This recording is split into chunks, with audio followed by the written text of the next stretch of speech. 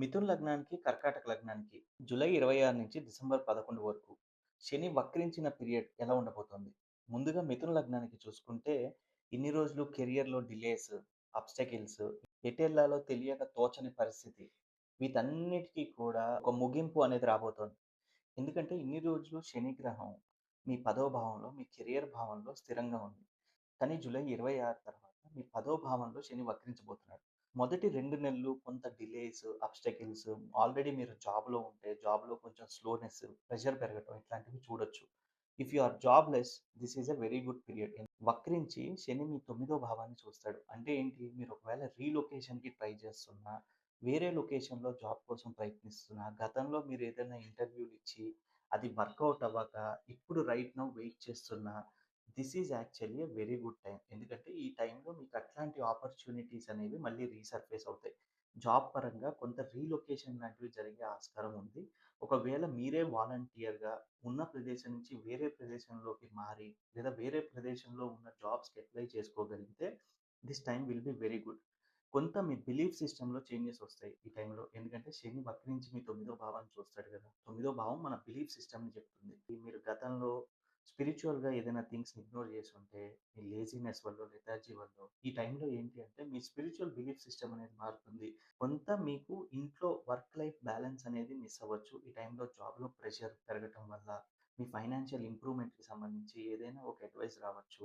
మీ close ఫ్యామిలీలో గానీ, మీ కజిన్స్‌లో గానీ ఎవరైనా ఒక అడ్వైజరీ రోల్ తీసుకొని మీకు జాబ్ వైస్ హెల్ప్ చేయొచ్చు. ఈ టైంలో మోర్ ఆప్టిమిస్టిక్‌గా మీరు మాట్లాడడానికి, మోర్ ఆప్టిమిస్టిక్‌గా మీరు నడుచుకోవడానికి, మీరు ఫైనాన్సెస్, ఫిక్స్డ్ అసెట్స్ లాంటివి బిల్డప్ చేసుకోవడానికి కూడా చాలా బావుంటుంది. నెక్స్ట్ కర్కాటక లగ్నానికి చూద్దాం. కర్కాటక లగ్నం వాళ్ళు 2023 నుంచి ఎడతెరిపి లేకుండా తన్నులు తింటూనే ఉన్నారు. ఎందుకంటే ముందుగా అష్టమంలో శని, తర్వాత అష్టమంలో రాహు, గ్యాప్ లేకుండా బీటింగ్ ఉంది. శని ఎప్పుడైతే అష్టమ భావం నుంచి భాగ్యస్థానంలోకి ఎంటర్ అయ్యాడో, అష్టమ భావం కంటే కూడా అది చాలా బెటర్ పొజిషన్. ఆల్దో 9వ భావంలో ఉన్న శని మీకు కొంచెం లక్‌ని రెస్ట్రిక్ట్ చేస్తాడు. దూర ప్రాంతాలకి సంబంధించి మీరు ఏదైనా ట్రావెల్ చేయాలి అనుకుంటే, ట్రావెల్ ఆపర్చునిటీస్ తగ్గిచ్చేస్తాడు. వీసా రిలేటెడ్ వర్క్స్ అన్నిట్లో కూడా జాప్యం ఉంటుంది. సో, నౌ శని 9వ భావంలో వక్రిస్తున్నాడు కాబట్టి this is a right time. మీరు ట్రావెల్ ఆపర్చునిటీస్ గతంలో ఏవైనా ఉంటే వాటిని రీకన్సిడర్ చేయడానికి, ఒకవేళ ఇంపల్సివ్‌నెస్‌తో మీరు ఒక ఏరియాకి ట్రావెల్ చేయాలని, రీలొకేట్ చేయాలని ఆలోచిస్తే, ఆ ఆలోచన కరెక్టా? కాదా? అన్నది ఈ టైంలో మీరు ఆలోచించుకోవడానికి ఇది చాలా మంచి టైం.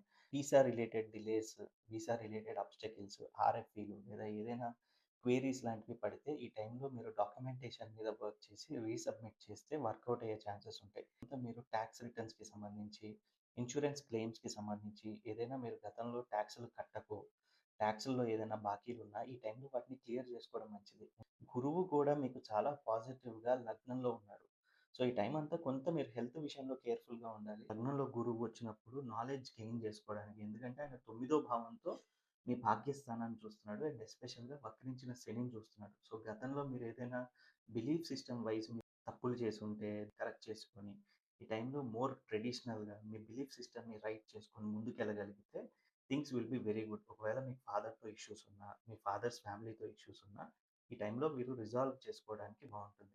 కర్కాటక లగ్నానికి, మిథున లగ్నానికి ఈ శని వక్రించిన పీరియడ్ అనేది కొంత కెరియర్ పర్స్పెక్టివ్‌లో, లైఫ్‌లో రీలొకేషన్స్ పర్స్పెక్టివ్‌లో మోర్ పాజిటివ్ టర్నింగే తిరుగుతుంది. కాకపోతే ఇనీషియల్ 2 మంత్స్ అనేది కొంత డిలేస్ అండ్ అబ్స్టాకిల్స్ చూడొచ్చు. ఆ టైంలో పేషెన్స్ అనేది అవసరం.